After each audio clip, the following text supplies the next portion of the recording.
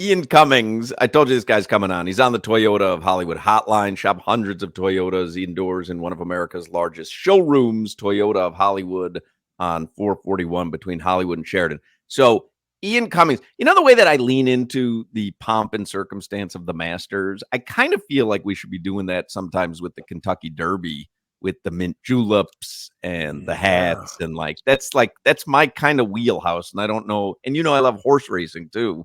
Yes. I don't know why we don't lean into it. Actually, I can tell you why we don't lean into it very often is usually the Heat are still in the midst of a playoff run and the Panthers. And it seems like our summer is. Hey, listen, we got it this year. Well, Panthers are going to go deep. I think Panthers are going to go to the Cup again. Monsters. Yep. Anyway, Ian Cummings is the former creative director at EA Sports Madden. He's now the CEO and founder of Third Time Games, which is an Orlando-based gaming studio, but they created Photo Finish Live, which is a real money virtual horse racing game. And that serves as the Kentucky Derby's official gaming partner. But Crowder has some ratings from EA Sports back in his playing days. We shared with you earlier. But regardless, I'll bring him on here because 73. This is a way, I believe, to get younger people interested in the sport of kings. I like horse racing. You like horse racing. I love it. We do our broadcast out at Gulfstream Park. We love that. I invest in horses through my friends at Little Red Feather, the Horse Racing Syndicate, and Photo Finish. By the way, that's the same game that they use for the 3D simulation of the Derby by NBC Sports the last 6 years. So if you've seen that, you've seen Photo Finish, and it is extremely popular. And Ian's with us now. Are you in Louisville now? You're at the Kentucky Derby? I literally just parked here in Louisville. Yeah, I know we were trying to meet up earlier, and appreciate you guys being flexible. But yeah, I am at Louisville now. Well, before I talk about EA Sports, though, let me just lean into this for a second because I don't know much about the Kentucky Derby, the stuff that surrounds it. I love the Masters because of the pimento cheese sandwiches and the perfectly manicured fairways and just the like how difficult it is to get a ticket. And the Derby has a lot of that as well. Will you, Ian, be drinking a mint julep? Of course, yeah. I feel the same way. I mean, it is the event. Like as a kid, I didn't follow horse racing, but of course you knew about the Derby. And then as you kind of get older and you get close to it or you attend one, last year was actually the first time I actually attended one. It has that same exact Masters feel, this rich tradition. It's sort of shocking how you could convince, 100,000 people to all follow the same tradition at the same time. Everyone has the nicest clothes on. They're dressed as well as humanly possible. They're all drinking mint juleps. They're betting on horses. They don't know any of the horses. They're just there for the experience. It's so. And when I think about this year, with it being the 150th, it kind of blows my mind because I'm sure you think the same of Masters or any of these old events. It's like, what was life like 150 years ago? Like, how are they even getting to the track in 1800? I can't even do the math. It's just kind of crazy. To think it's been around this long. So yeah, that's what I really appreciate about it is the sort of old historical aspect of it. Ian, could I get in with jeans on and a t-shirt? I mean, it's weird. Like, I don't know if they'll turn anyone away. I'm not quite sure. Like, there's also two parts, right? So there's the infield, and that's where we were last year. We had a tent set up where we were kind of showing people the game and running all these virtual races in between the real ones. And the infield was pretty raw. Like it was like going to a concert a little bit. And then you'd go over to the front side where all the suites and all the folks are. And then it's like, they would throw you out of there. They were looking at me funny. That's a great question because if I remember correctly, didn't Adam Beasley go last year to the Kentucky Derby? Because didn't he post pictures with a suit on? Like his wife was wearing the dress and the hat. Yeah. Yeah, that is interesting, and everyone has code, but everyone has to have a ticket, right? There's no general admission grandstand stuff. No, even the infield is like $100+ and there's no seat. You come down there, you can bring your own little camping chair, and they have one of those huge screens. Like I think it's about as big as the Cowboy Stadium, that Jumbotron, and so you can watch the races on that. But you can't see the horses from the infield. So you just watch it on this big screen. But they just party, and it's a little bit NASCAR-esque, I suppose. Right. Yeah, you're there for the party. Mm-hmm. Yeah, in the infield. Again, the outside, back out in the other spots, that's very, like, it feels super high class. You got the mint juleps going. There's gourmet food everywhere. You're running into celebrities. It's very different than the infield, which they're not allowed. Like, we had these media passes, and we could kind of traverse in between last year, and it was so stark, the difference between the two. Have you ever had a mint julep, Crowder? What is that? I don't know. What's in a mint julep, Ian? Do you know? It's delicious. It is absolutely delicious. I was the same way. I had to be like, what is that? I don't really care about mint. It's real simple. It's just like bourbon with simple syrup and mint, kind of a thing. And sometimes people throw a little something else, but it's really simple. It's tasty, easy. It goes down super smooth. So I can see why. It can't be refreshing though, right? Because it's bourbon. It's a hot day. It can't be refreshing. All that simple sugar, that'll kind of it cools it. Yeah, extra sugar in mine. Yeah, exactly. I want mine to taste like a peppermint patty. Hold the bourbon. So you want sugar water? Right, pretty much. Okay with that. Mint water. Yeah, mint sugar water. Yeah. Let me ask you this. So if someone wants to get here's my thing. I love horse racing, and I think photo finish probably brings younger, newer fans to horse racing. So if someone, because we're going to end up running out of time, if someone wants to get started on photo finish, how do they do that, and how easy is it? Like, if you understand the basics of horse racing, can you just bet on races, or do you actually have to buy and raise a virtual horse? Yeah, we do offer like multiple different ways to play. I mean, you can definitely come in and just watch virtual races. And some of them we do have these, you can make a pick. You can choose who you think is going to win.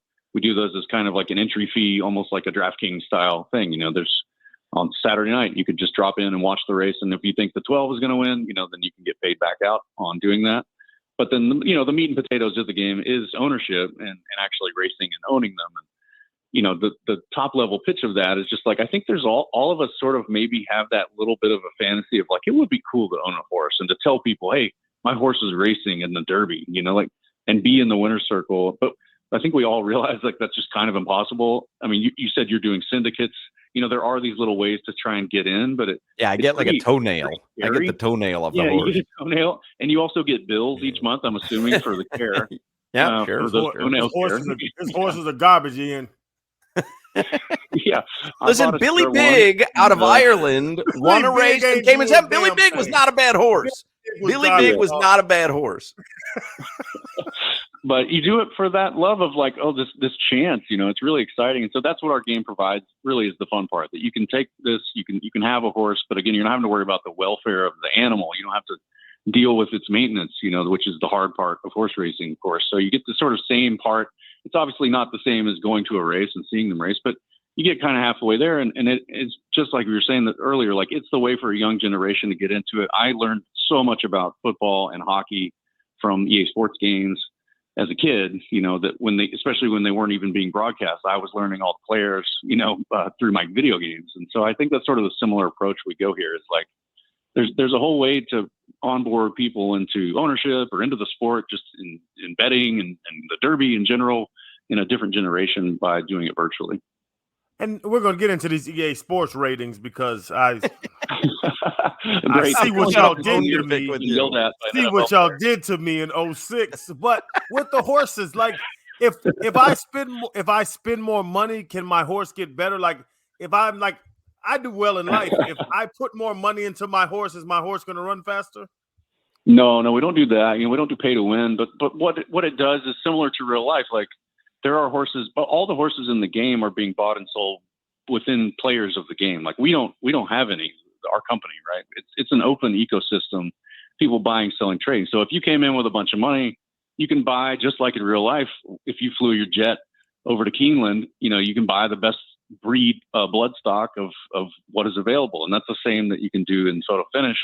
And then you could start breeding higher and higher bloodlines. And of course, it's horse racing though. Sometimes there's duds, you're not guaranteed anything. So that's sort of the thrill of it, is that people are, they can buy in at a huge level and immediately be competing in the virtual Kentucky Derby, or they can buy in super cheap And you asked earlier how you do it. Photofinish.live is the site.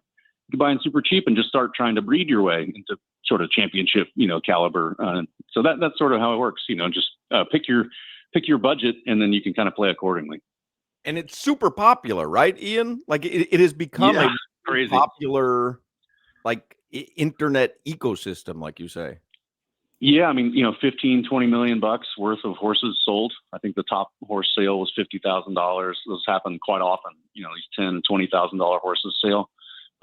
People have earned, millions and millions of dollars racing. So it's pretty wild. We're still like pretty early. We just kind of got going and haven't really scaled. Like a big part of our strategy is international, moving into other countries and especially territories like Australia, UK, and Japan, Hong Kong that are really, really passionate about horse racing. We don't even have a footprint there yet. So it's really early and still been really fun. I mean, you've got this core group of, thousands of players that are kind of just in this, weird ecosystem of all owning and breeding with each other. It's kind of strange. I guess this is like a virtual reality thing, right? Because it's a virtual world of horse racing, but you can be a big shot or you can be a small player, but it's a virtual horse racing world. And you could see if Crowder came in and people were like, "Oh man, he's got the best studs." Like that would be the lore that is carried around the community and the game. They'd be like, "Oh man, I got to make sure I get one of Crowder's studs into my bloodline." So it's so weird, but that's what they're doing. People are making names for themselves and how they, dial in their bloodline to certain strengths. Like maybe there's horses that are really good on the Derby conditions, the 10 furlongs, the dirt, left turning. And, that's what people are aiming towards because they want to be the best at that. But then others are doing more UK style, grass, right turning. So it's just like a pretty weird open world. Again, like we're kind of out of control. And that's what I really love about it, that like we're just here kind of keeping everything on the track while the users, the player base are just kind of making this huge fictional world around themselves, Well, speaking of Crowder, before we run out of time here, so Ian Cummings used to be the creative director at EA Sports Madden. So Crowder's rating in Madden in 2006 when he came into the NFL was 73, which is pretty low. Now he got to like 90 status in 08 or something, right? I mean, I haven't looked, but you were nothing higher than 85. 85? Okay. But this is my problem, Ian. I was an All-American. I was a 93 in NCAA 05, and I get to the league and lose 20 points? Actually, it seems like he pegged you pretty perfectly, knowing that you were going to have a huge drop-off from college to 73 in a year. All I did was work out in New Orleans. Like, what? Explain the 73, Ian. We've waited a long time for this conversation. I mean, it's unfortunate. I wish if I had known next time we want to come on again, I'll bring on Donnie Moore, who did every rating of every player, both in college and in Madden around that era. He's still at EA, real good friend of mine. We've been on multiple TV shows. We were on ESPN, like with Hushmanzada yelling at us, and this isn't like a new thing. It was always a great fun. I'll never forget Donnie. At one point, Eddie George came into our office at EA. He had just retired. And I mean, I'm like kind of starstruck. This dude's a monster. He comes in. I was a big fan of his, and he's walking around meeting everyone. He's super nice. And he goes up to Donnie. He's like, "Oh, you do the ratings? So what would you rate me right now? Now that I'm out of the league, if I came back next season, what would you rate me?" And Donnie just right to his face. He's like, 62, maybe, 63. Oh no. It's just right in his face. And Eddie was like, "What?" He's like, "Look, I gotta be honest. Like, you don't have the speed anymore. You're not breaking tackles." He just immediately went right at him. So Donnie was fearless, and he would tell you exactly. And he's also got one of those like Rain Man steel trap brains. He would tell you what he saw about you in the combine, about why he rated you that, why he gave you upside. I mean, a lot of that was for him. He typically would always rate players a little lower coming in because it was easier to go up than down. Like he always felt bad. And players would, of course, hate it. Like if the following season they went down in ratings, he liked rookies being able to show growth going in. So that was always a little bit of that, maybe why he got hurt on the way in. And then I remember I went back and looked too, just as I knew it was coming on here. As you started, like in 2009, injuries, I think he was bringing you down because of injury stuff. So, you could tell him, you could get with him, you could ask him why he rated your strength a certain number, and he would probably remember. So he'd be like, well, I think he only did this many bench presses at the combine. I don't, he would just immediately know. I didn't do that. Did he take into account arrests and off-field issues, or was it all about football? Yeah, sometimes just general perception. It was still not a perfect science. He watched a lot of film, and you can never be all the way right. But he definitely tried to. I think a lot of times too, where the team was, sometimes he would have to kind of mold players to fit in the team. So it would just be a little bit like maybe a guy's really, really good, but their defense is really weak. So he's kind of got to bring all of them down a little peg, just because we don't want all of a sudden this team to be really good at defense when they're known to not be, just because one player. So there's certain things like that he had to kind of like fudge, I suppose. But you guys took it seriously at EA. It wasn't like willy-nilly give this guy a 90 and give that. Like there was legit thought and effort put into those numbers. And we hired scouting teams, and to get him more data. And we had, once we got I think it was around 04, Madden 04, maybe Madden 03, we signed an agreement with the NFLCA, the Coaches Association, and that got us access to all the game film. And so he would watch, just like they called us like the 33rd team, because we would have all of that. We had the little clickers, and we would be going through game film just like we were prepping for games a lot on those ratings. So yeah, it was very, very serious, and it only got more and more serious over time as more and more people started making a big deal about it. And the fact that once Donnie got to where he could change it during the season, it was obviously a lot easier, because it was so hard back then. And your early days there, Crowder, of like, we couldn't change it all year. Like you really had to get it pretty wait to buy the new cartridge. Lock into the 73, Ian. Lock into the 73. That's what y'all want. The whole year you had to deal with it. Yeah. Exactly. The website is photofinish.live if you're kind of getting swept up in Kentucky Derby stuff this weekend. Photofinish.live. You'll see it on the Derby broadcast, and it is really cool. Ian Cummings is the founder. Photofinish.live is the website. Thank you for making time for us, Ian. Have fun at the Derby. Enjoy a mint julep.